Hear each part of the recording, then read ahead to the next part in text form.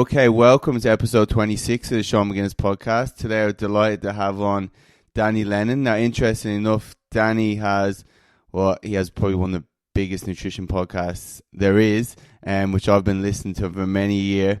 But we don't often get his thoughts on nutrition and stuff, so I'm excited to get him in today. Now, Danny, obviously, people may not know your own background because you're too busy asking questions a lot of the time, but give us a little bit of your own background. Sure. So the Sigma Nutrition has been running, I suppose, for maybe 6 or 7 years now, with the goal of putting out evidence-based information on nutrition science. And that came off the back of I did a master's degree in nutritional sciences. Previous to that, my undergrad was in biology and physics, and really just got fascinated by nutrition, really for myself and for my own training during the time that I was doing my original undergraduate degree, and ended up getting into learning more about nutrition science. Decided to go back and do a master's after actually spending a year as a teacher. And then I suppose those things roll together into how do I produce educational content on nutrition. And so for the past number of years, I've been putting out information primarily through the podcast Sigma Nutrition Radio, but I'm also lucky enough to get to do quite a number of lectures at conferences and seminars and that type of thing. And we also produce some written content on the website too. And we have a team of coaches who work with various people as well on their nutrition. So that's the kind of quick overview, but I'm happy to get into any specifics if you wish. No, that's cool. What sports did you play at uni? What was your sport? So growing up, most of my kind of as childhood and teenage years were soccer and then Gaelic football, and played that kind of full on pretty much until about 20. And when I got into college, kind of made the shift over from football to mainly focusing on jiu-jitsu and then doing some MMA for a while. And I kind of, as most people do when they start doing jiu-jitsu, get fully addicted to it, and did that for a number of years.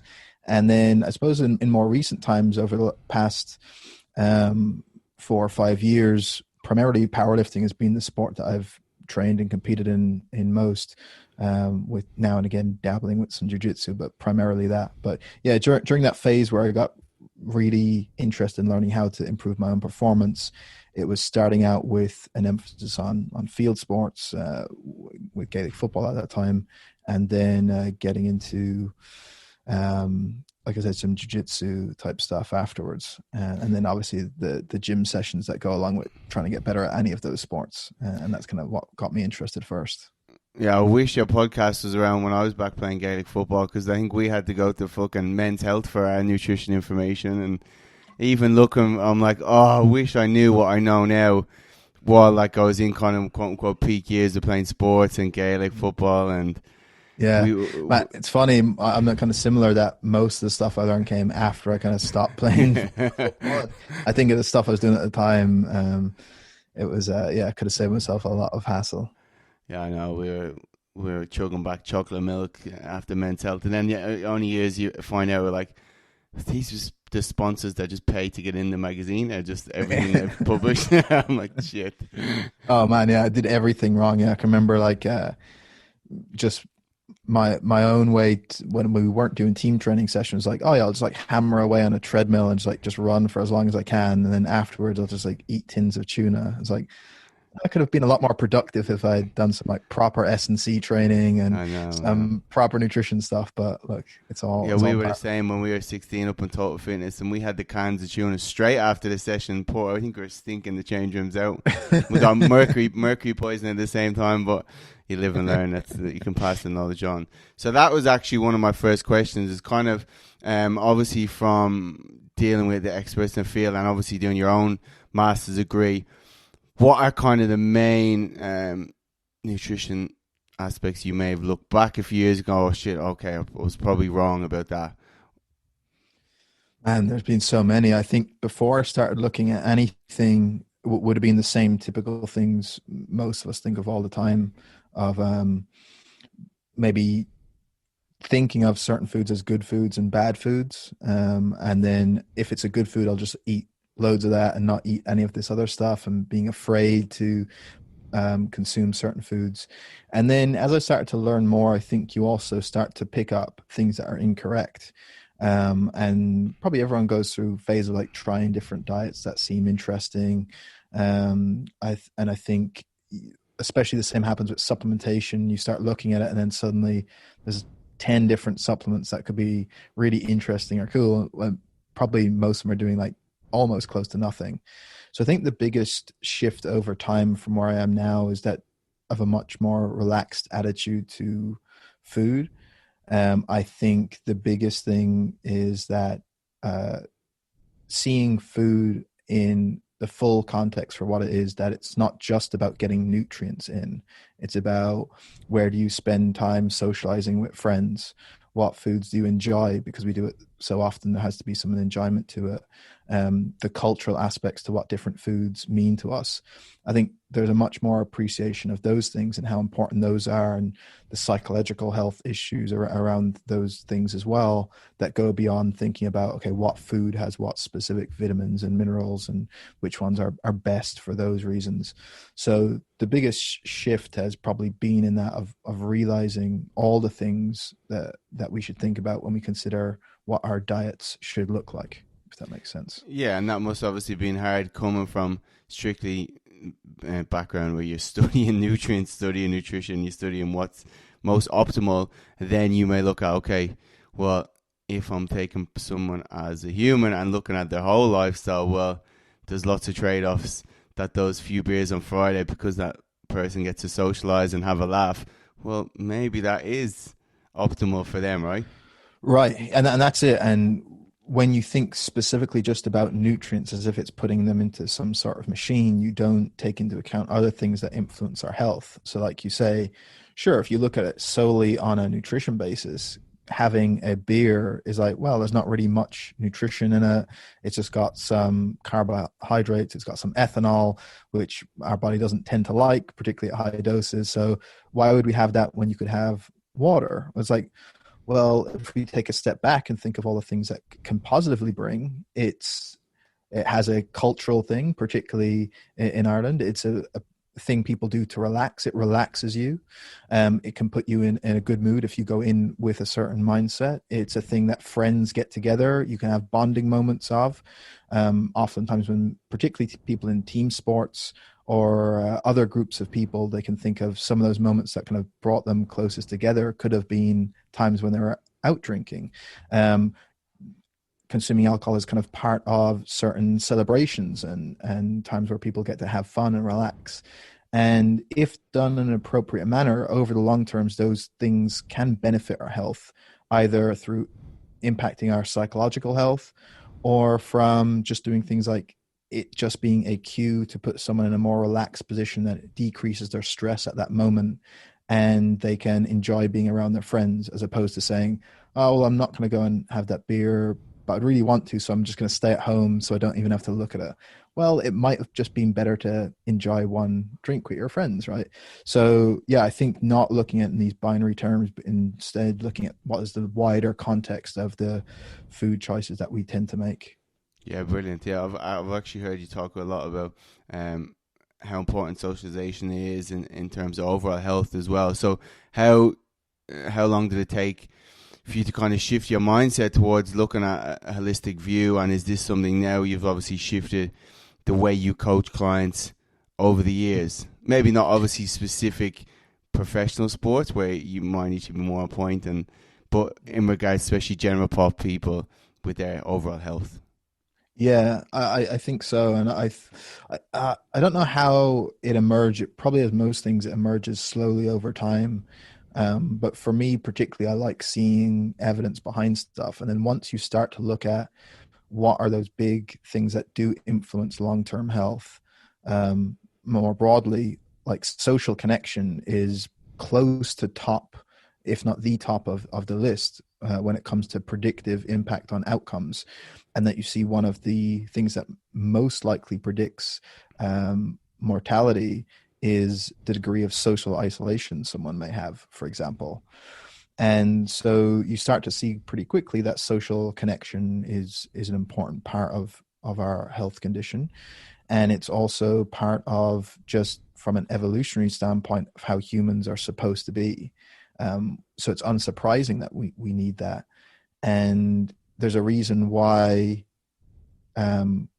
negatives tend to occur when we do withdraw from social interaction. And then there's obviously a cycle within that. When times when people are feeling bad, it tends to lead to more withdrawal, and that tends to make things worse. And that's a separate thing to maybe discuss.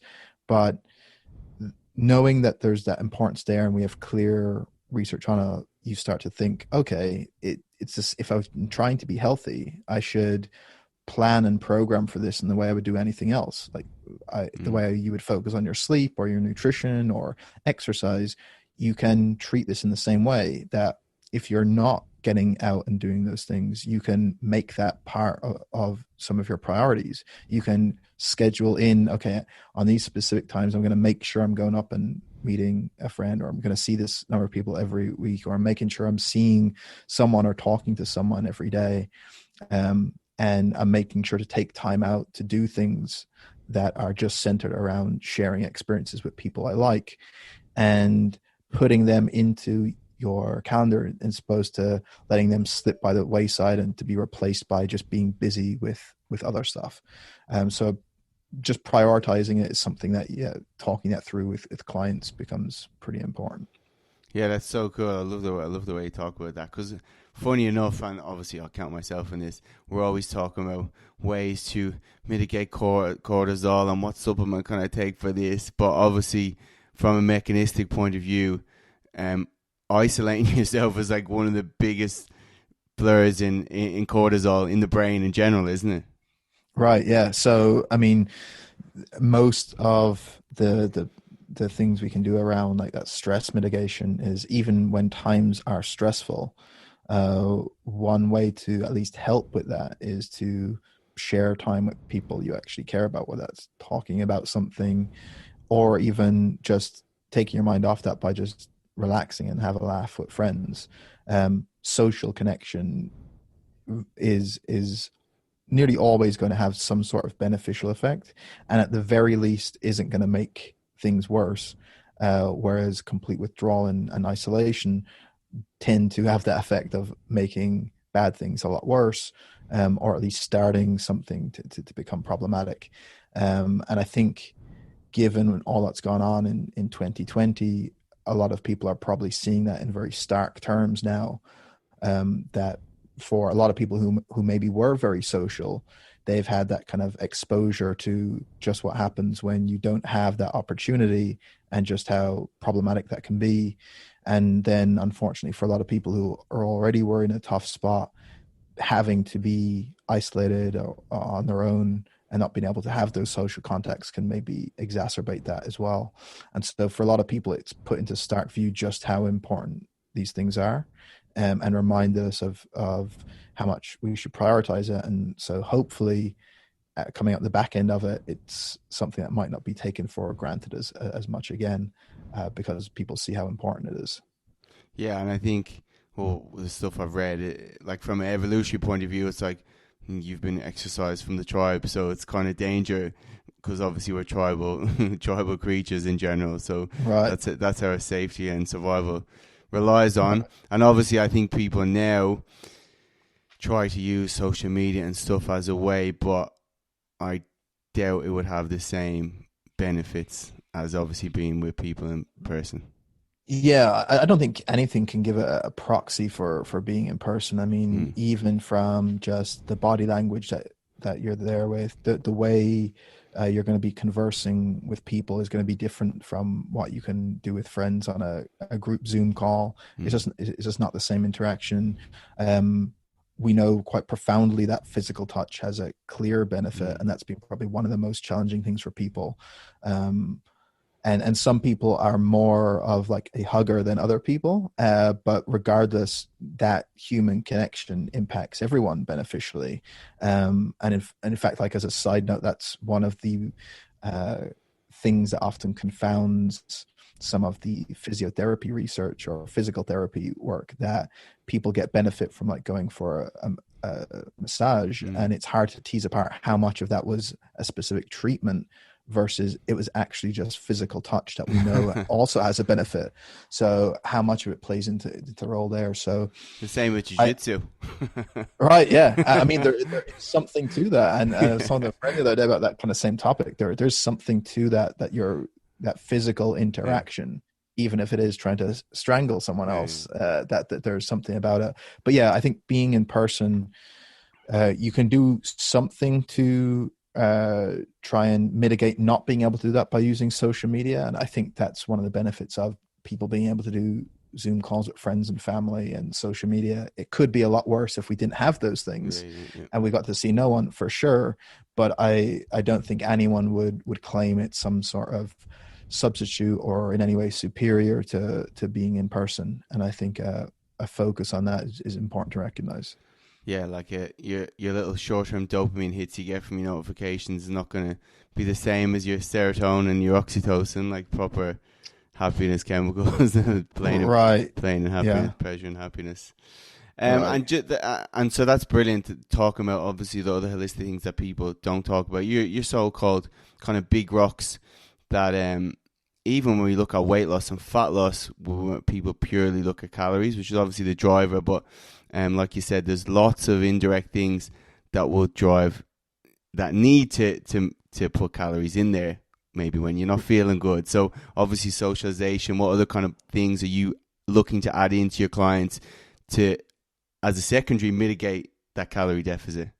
Yeah. So I think this is an important thing that oftentimes can get overlooked when people get interested in fitness, is that sometimes dieting at that moment at least is contraindicated for certain people, that it isn't a good idea, and that for a diet to be successful, sure, you can talk about, oh, fundamentally we need a calorie deficit, we need someone to do that and stick to it over time.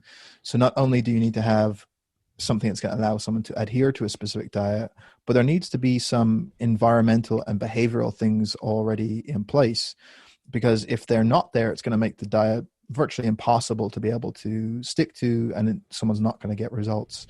And so one example would be, what is that person's current relationship with food?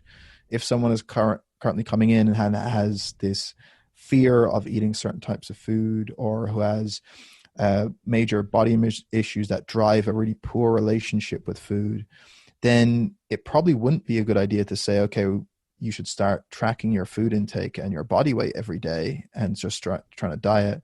Instead, we need to probably look at the more important thing there of, why do we have this negative emotion? Why is there this negative self-appraisal? Maybe it might need to be that they work with a psychologist or psychotherapist on this, if it relates to disordered eating patterns or severe body image issues that are going to always undermine any of their attempts. And even more so, it would probably mean, even if they were successful, it wouldn't be viewed as a success to them, because there's still this underlying problem that they're going to view things negatively. So I think a lot of times there can be more emphasis on place of saying, actually, this person doesn't need to diet. That's not the thing that's going to improve their health most of the moment. They may just have conditioned themselves to think they need to always diet, and a lot of people get caught in that trap. And so I think that would be a clear example of looking at people's relationship with food. You can also look at things like, what is that person's like current stress level, what things are they currently dealing with. If someone has recently lost their job, which has been a big thing for a lot of people now, maybe, and if they can't afford rent next month, it's probably not an ideal time to try and start dieting. There's other things that are going to take up their mental energy, and they shouldn't be focused on trying to diet and lose body fat per se at that time point, or it's certainly going to make things a lot more difficult. So it's not to make the case that everything needs to be perfect for someone to need to do a diet if they want to, but I think doing a diet for the right reasons in the right situation is important. So is someone doing it out of just preference of, okay, I just would feel positive if I was able to diet down for a bit. It'd be something I think I can do. I want to have healthier eating habits going forward. I know my diet right now isn't that healthy and I want to change that. Those are kind of good reasons. Doing it out of fear of what other people or social media or society demands, or what you think that demands of you, or doing out of some sort of negative self-talk towards oneself, they're probably not good reasons to do so. And altering those things might be more beneficial first, I would say. Yeah, and it's obviously when you look at the different psychological and environmental impacts um, that we have in regards to nutrition as well, and why we eat and all the different circumstances. Do you find it frustrating sometimes when you may look at social media and say, and people say, okay, you just need to achieve this calorie deficit. Like, although we know it's a simple concept, like you can string out all the different variables that will impact that in itself. So although someone may say, okay, why can't I lose weight? This is such a simple topic, but they're missing the point of all these other impacts that are impacting their planet. Yeah, it's a lot of things with social media tend to frustrate me anyway, but this in particular, yeah, like I get that there are a lot of quacks and charlatans out there that give really complex reasons as to why someone can't lose body weight, and will say, oh, it's down to this toxin you're consuming, or your hormones need to be balanced, or all this nonsensical stuff. And so as a way to push back against that, a lot of people will say, look, we need to empower people to say, look, you don't need to worry about all this complex, over the top, nonsensical stuff. What dictates whether a certain diet or intervention is going to lead to fat loss is whether that individual is in a caloric deficit. So that's just accurate information, and it kind of gets rid of some of the nonsense. However, the problem, as you outline, is that it becomes this kind of running meme online, that anytime someone has a question or a problem, it's just this, oh, solution is calorie deficit. And like, that's the only thing being put forward. And just everything, the answer becomes calorie deficit for nutrition question. And it becomes just as unhelpful as telling people to eat less, right? So the better way is to think about, what are those pragmatic barriers to someone actually being in a caloric deficit? Let's address those. For example, if someone is chronically sleep restricted, we know that's going to increase their appetite. It's also going to decrease their energy expenditure throughout the day from how much they just subconsciously move around. And so it's making it more difficult to achieve a caloric deficit because of that sleep restriction. So instead of just keep saying to someone, go in a caloric deficit, we say, well, maybe we should fix some of these things around your sleep first of all. Then we should maybe look at, well, see, your diet is just full of processed food. So in order to keep your calories low, that's going to be very difficult, because you're going to be hungry all the time, because it's a small volume of food and these foods are very tasty. Maybe we should put some more protein and vegetables in there. And without even tracking, that person will probably end up eating less. We should maybe establish a typical exercise that they do outside of training, right? Can you build in more time where you're going for a walk throughout the day? Can you maybe get some sunlight exposure that's going to be good for you, help with setting circadian rhythms and so on? Can we do some of those things that are positive for psychological health that we mentioned? So are you meeting up with friends? Maybe they start doing something like journaling, or someone does meditation, or other people will do breathing exercises, or maybe a gratitude journal. All these different things that some will work for some people, others will work for others. But something will resonate there that they can try and do to be in a good headspace. And all those things will have this knock-on effect of making that end goal of a caloric deficit easier to achieve. So yeah, you have to acknowledge all these things that can influence that, as opposed to just keep hammering this like calorie deficit all the time. Whereas like, there's lots of things to change with nutrition, and lots of things with people's health behaviors that we can address those. And it has the side effect of making it more appropriate in terms of how many calories someone is consuming. instead of just telling someone go eat in a calorie deficit without any real guidance on how to do that. So that might even be like showing them of, here's some types of recipes that can allow you to still have the same volume of food you're eating, but it has less calories in it, right? Or here's ways to make vegetables taste good. Like these are all things that will contribute to empower that person to be able to do that, whereas they might not be able to do it if you didn't otherwise, because they just find it too difficult to actually be able to do it. So I think, yeah, there needs to be pragmatic steps of, yeah, you can acknowledge a calorie deficit is what leads to fat loss, but it's all the practical things that someone needs to be educated on and taught about and help to make become established habits that are the things that are going to dictate success in the long term, particularly as it relates to kind of some of those psychological and behavioral patterns, as opposed to just knowing that it's a calorie deficit they need. Yeah, I couldn't have said it better myself. It's just unhelpful. Um, and obviously, we'll see them people go, okay, I'm going to get my calorie number and I'm just going to track my food. And like you said, they'll probably just fill the majority of those calories with low nutrient, high palatable foods, exercise twice as hard, not sleep, and then they're wondering why they can't stick to that. Obviously, I think that's where people get wrong, isn't it? You'll probably achieve a calorie deficit for a few weeks until your hunger starts to kick up and maybe these other signals start to come into play. But that's when your big rocks of sleeping properly and regulating your circadian rhythm and eating mostly foods that will fill you up play a bigger role in that consistency and adherence. Yeah, like in that model, you're right. It's an exact example where you can achieve a calorie deficit by doing that, and you will lose probably body fat in that period of time, but there's no understanding of a long-term way to eat. There's no habits that you've established within your life. And so at some point, those things will stop, and then there will be no maintenance of whatever you have achieved at that time point. Never mind the fact that we aren't even looking at that person's overall health. So it's more important to what are those habits that we need to establish that we can work on, and then we can build in ways for that person to be in a deficit if they choose to lose body fat. But it will still be within the context of these overall healthier habits that we've been building with them.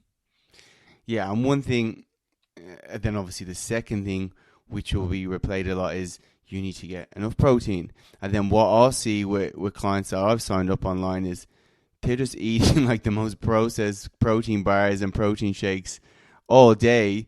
And obviously whey protein shakes is designed to be like quickly digested, and it obviously doesn't have the same satiety as animal protein. Yeah, so I think with the protein issue, it's the same thing. It's telling people the information that as a coach you should know, and that as coaches we could talk to each other about, of, oh yeah, to like if someone's trying to maximize muscular recovery and we're looking at muscle protein synthesis, then having a meal of like 0.4 grams of protein per kilogram of body weight across 3 to 4 meals per day is the way to do it. That's all factually correct, but is also pointless for most people hearing it, right? That means nothing. Talking about leucine thresholds means nothing when we're, so the whole focus, I think, from a coaching point of view, and particularly for putting out information to the general public, has to be translating those facts from research into food-based interventions. So what are the meals you are telling people about? How do people understand this in the context of meals? Most people consider food in meals, looking at a meal. They don't look at it in numbers of grams per kilogram. That's just for weird people like us that read research and don't look at it in a similar fashion. So translating that to say, okay, here, so one thing that we do, for example, is we could understand that, okay, that 0.4 grams of protein per kilogram of body weight for the average person is around 20 to 40 grams, depending on their size. So instead of saying that number to people, what if we like compile this sheet with all different photographs of high protein meals from good sources, or a high protein food in a portion size that gives that 20 or 30 grams of protein, and say, hey, at each of your main meals, like, can you have one of these things on the plate, or can you put one of these into one of your dishes? Here's some good options in the size that that you should probably have them. And then something that's more implementable, as opposed to people thinking about grams of leucine or how much protein per meal and these precise numbers. And it's the same thing, that just telling people to eat a certain amount of protein doesn't necessarily translate into a consistent habit over time, unless you show people this is what we mean. This is the types of meals you can consume. And can you just get in the habit of each time you're having your main meal, thinking about, okay, where's my kind of source of protein here? And getting used to which foods contain protein or which don't.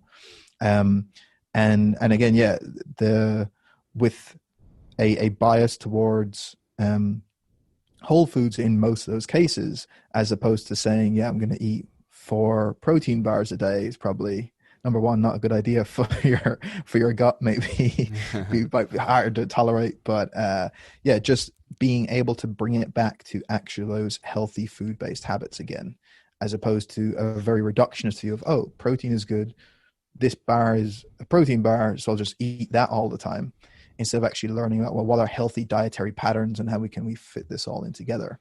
And you could apply that to all sorts of things. With fiber, we try and get people eating more vegetables and whole grains and beans and peas. We don't just say, go buy a fiber powder in a pharmacy and take 20 grams of that a day. It's not the same thing. So again, bring it back to those food-based interventions, I think, is important. Yeah, and I think that's why I love Precision Nutrition's hand portion guide. And they were kind of ahead of the time as well. I copied them. I did the same. What I give to clients coming off just comparing to their iPhone and putting the same amount of protein you can portion off your iPhone when you're out. Here's what 30 grams looks like. Right. Yeah. Which is cool. I actually have Dr. Krista Scott coming on this week on the podcast. Oh, brilliant! Which yeah, is cool. Yeah, she's awesome. Yeah, she's so cool. And now going on that, because obviously my original degree was in psychology, and then I had to learn about nutrition, and I assume was the other way around. You learned about nutrition, then you had to look at habits and behaviors and how obviously humans are not robots. And how did you kind of come about that? And obviously you've had some unbelievable people in your podcast to learn about behavior change, which I always laugh about when we're looking at weight loss and fat loss. It is essentially behavior change, but it's never really talked about. And that's it. And I think most people who, like myself, start from that nutrition perspective, you are confronted with that fact as soon as you start trying to coach human beings, that you can know theoretically what a healthy dietary pattern is, ideally what we'd like to do with this person on paper. And then you start working with humans. It's like, oh, there's a lot of things that goes into trying to get people to do a certain thing, or even for yourself to try and do things. We don't realize how most of those things are dictated by our environment and the behaviors that we typically follow. And so it just necessitates, if anyone is going to be an effective coach, that you have to spend a significant amount of time considering behavior change and thinking about those psychological aspects.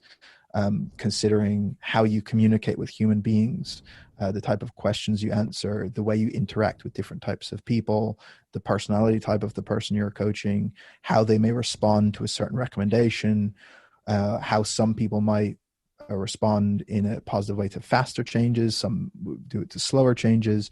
And it all just happens over time because you see that without that and without focus on it, knowing stuff about nutrition is pointless. And I think I mentioned a few times that with our nutrition coaching service, our kind of head coach Gar, like the thing that he fills an important role, that I wanted to bring him in because he is better with people than me, and so it doesn't matter what I know about nutrition, being able to put that out to individuals comes down to some of those skills. And so someone who is able to communicate really well in those ways. And there's obviously various models of this that people can learn about, various different behavior change models, things like motivational interviewing and so on. There's lots of different schools of thought around it, but improving those communication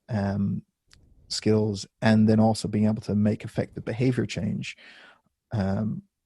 they are far more important than the specifics of a diet. And that's why I kind of laugh when people overly get bought into a specific diet ideology, as if like this is the one way, true way to go, and you can only do it with carbohydrate restriction. Low carb diets are the only way you can be successful, and everything else is nonsense.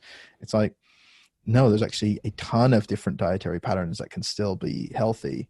The main thing is like, how do people do this in the long term? How do they create habits? How do they maintain these good, healthy behaviors?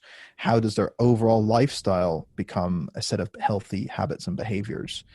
And those things are going to dictate not only that initial weight loss, but particularly for weight loss maintenance in the long term. And you see that quite clearly with the research in that area, that those psychological factors that predict long-term weight loss maintenance have far more of a role than any specific dietary component that you can look at. So yeah, it's just a function of that's what's needed when you're working with humans, I guess. Yeah, and even one of the models, the stage of change, where it's like if you don't get to that maintenance stage, past the action stage and maintain it for long enough, you go right back into the beginning all over again, stage one. Right. Yeah, and I mean that's the norm when it comes to weight loss specifically.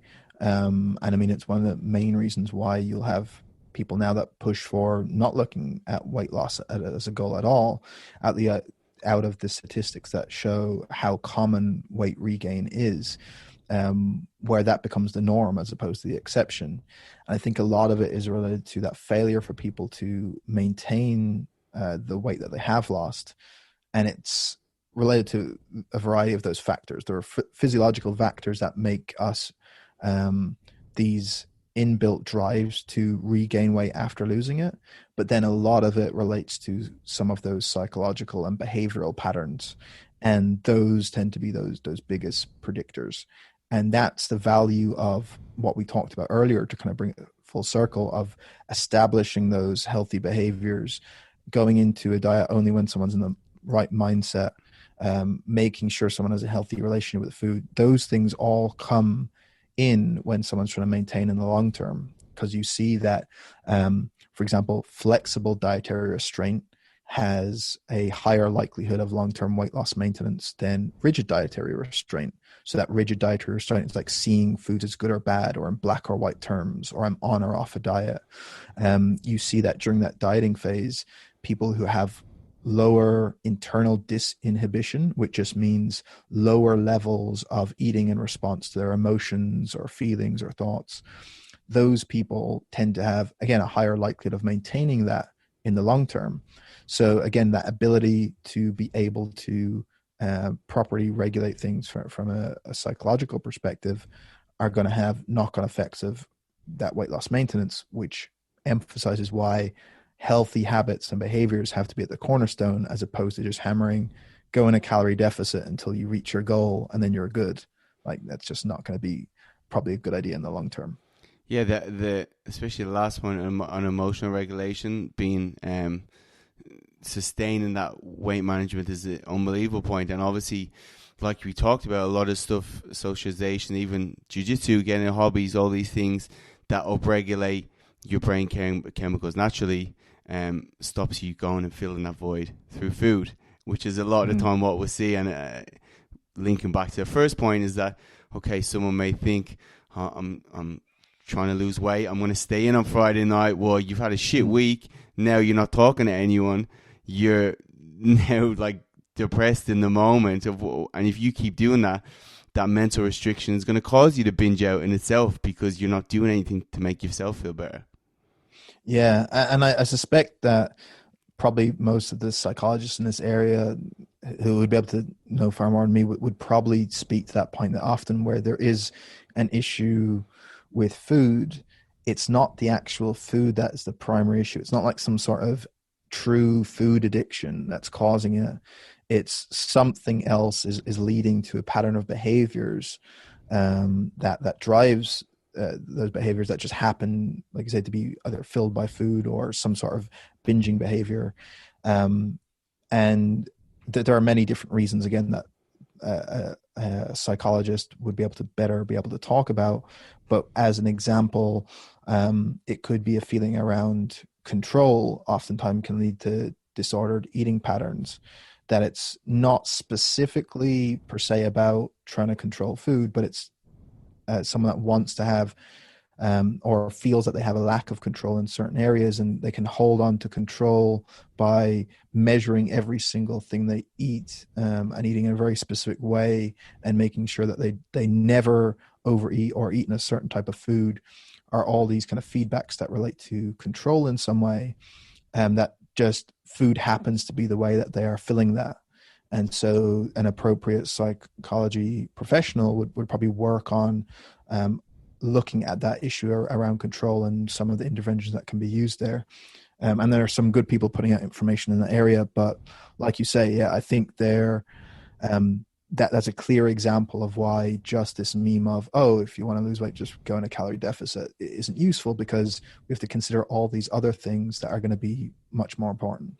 Yeah, and even with the control aspect, that was one of that's linked to a lot to bulimia, where the parents, they may have come from a culture where they've force fed them, and you have to eat everything on your plate in that regard, and then when they get older, they kind of taken back that control in a way, where they have control of their own body, same to an extent anorexia and other issues, and even like you said, childhood trauma could be a big link to then weight gain, and in older, you're trying to fill that void as well. But on the topic of weight loss maintenance, it's always a dilemma in my head about the psychological aspects of behavior change, but also kind of what's probably unspoken about in the Gen Pop term is the physiological response. So you have a combination of both going on, and we know if you don't get both in sync, you probably won't maintain that weight loss long term, in regard to having good habits, but also having then good nutritional habits of eating a lot of foods that are going to fill you up and satiate you, because you probably know, okay, your hunger might be getting on a bit. So what's kind of your take on that? Yeah, so I think with weight loss maintenance, we definitely do see certain dietary patterns that associate with better outcomes. They primarily tend to be, unsurprisingly, ones that are higher in vegetables, fruits, whole grains, dietary patterns like the DASH diet, which is essentially a diet with all those foods and some low-fat dairy. So those would probably be mechanistically for a number of reasons. You're getting a high fiber intake is probably a good idea. We know that fiber is going to contribute to satiation at meals. It's probably going to mean that someone is likely to consume less over the course of the day. We know that those meals that are high in vegetables and legumes and so on can have low caloric density. So you can have a large volume of food at your meal, but for relatively little calories. Probably protein is important here. Getting a sufficiently high amount of protein also has a satiety effect, which again will mitigate hunger. And off the back of finishing a diet, someone's hunger levels are actually going to be quite high. There is that biological drive for us to actually regain weight. This is just unfortunately what happens with the human body. There is that drive for your body to say, I want to consume more food and gain some of this weight back. So at least for a period of time after finishing the diet, there's going to be like careful management of increasing intake back to a level where you're maintaining your body weight, but probably still maintaining a lot of the habits that you were doing during that dieting phase of trying to mitigate hunger, trying to make sure you keep a check on overall how much is being consumed. And that'll get easier and easier over time.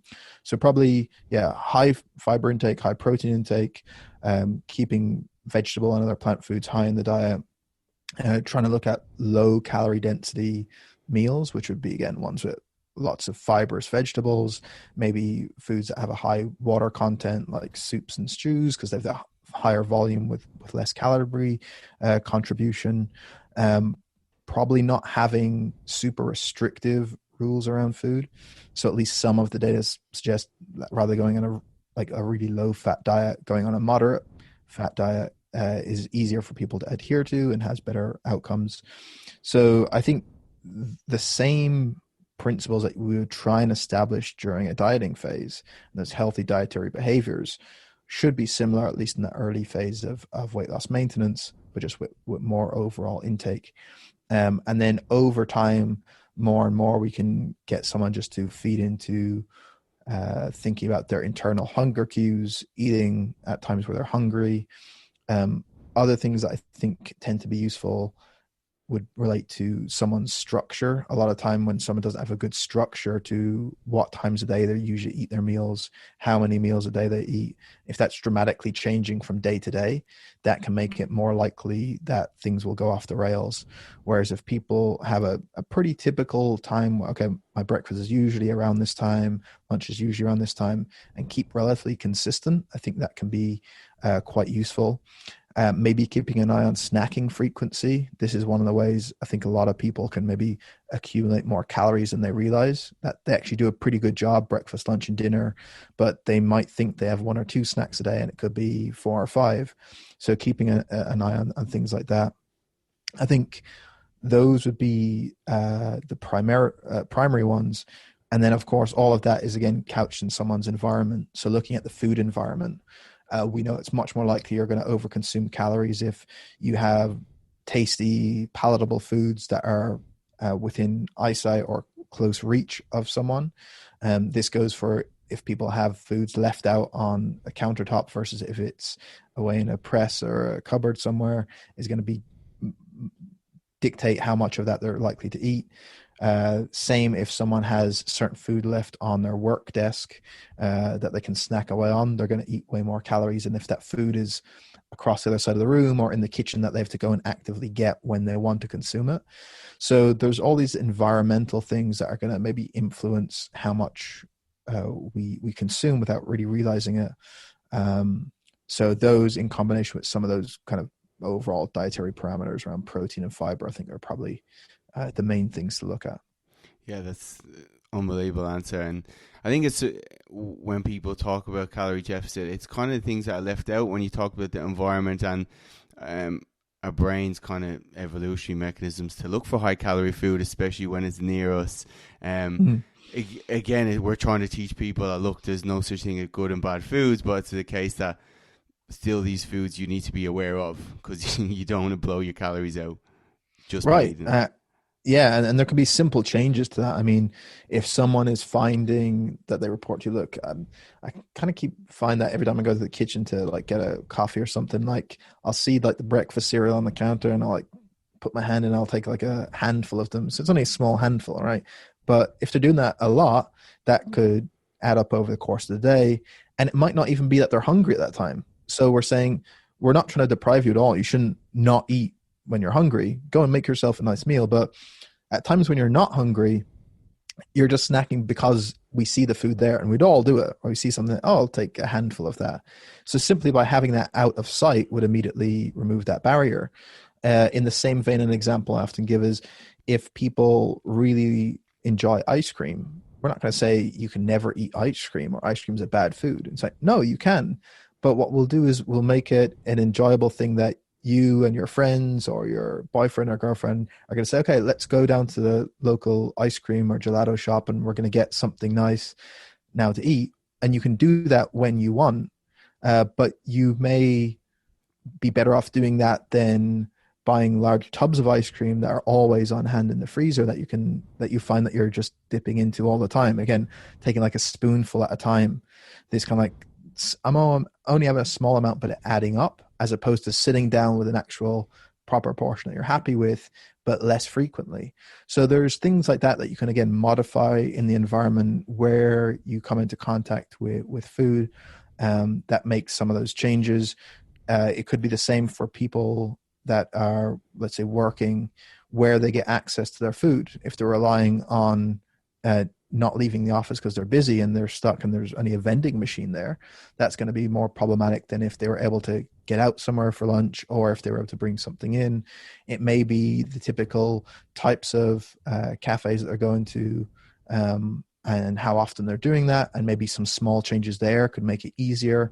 So there's a lot of small modifications that don't actually feel that restrictive, that we're not really missing out, that we just need to take stock of. What are the times where I may be consuming for reasons other than hunger? I'm just eating because I saw it there. And in what way can I modify my diet to account for that? Yeah, brilliant. And obviously note that you're always talking about small changes. Again, from, and I know I've seen nutritionists that are newly qualified and they're dying to go out and help people and write all these big rigid nutritional plans to make sure they're getting all the vitamins and minerals. But like you said, you have kind of the view of what's optimal, and then you're just going to slowly push a client towards that. Like, even I had Phil Lerny on the podcast a few episodes ago, and he said the same thing. I'm going to look where they have. I might just get their caloric intake in check, but I'm going to slowly modify their nutrition in a way that they're eating in the future more animal proteins, more veggies, more fiber, and all these foods that fill them up with a small percentage of the stuff they enjoy. Right, that's it. It's like looking at where someone's at, where potentially we might want them, and then just over time slowly closing that gap. And because you can get a lot of benefit from some small changes, and trying to change everything at once usually results in at least most of the stuff not being stuck to in the long term. And so also another point, if you could get progress by doing only a small subset of things, why wouldn't you get all that progress that you can? And then you have all this other stuff in your back pocket ready to change in afterwards. A good example I often give is that our coach Gar was working with a guy who